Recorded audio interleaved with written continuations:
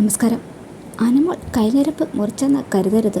എനിക്ക് വേറെ പണിയില്ലേ, സർജറി ആയിരുന്നു. വിശദീകരണവുമായി താരം. നടിയും മോഡലുമായ അനുമോൾ സോഷ്യൽ മീഡിയയിൽ പങ്കിട്ട പുതിയ വ്ലോഗാണ് ശ്രദ്ധ നേടുന്നത്.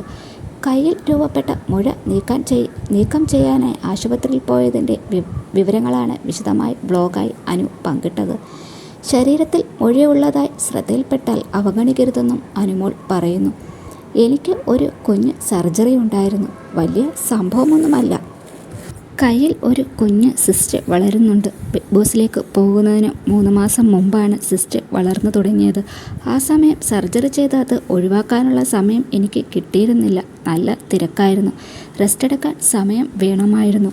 അതുകൊണ്ട് അങ്ങനെ ഒരു സാഹചര്യം ഒത്തുവന്നപ്പോൾ ഇപ്പോൾ സർജറി ചെയ്തേക്കാമെന്ന് കരുതി. ശരിക്കും ഇതൊരു തരത്തിലുള്ള ഫാറ്റാണ് സിസ്റ്റായി മാറിയതെന്നും അനു സൂചിപ്പിച്ചു. കിംസ് ഹോസ്പിറ്റലിലാണ് ചെയ്തത്.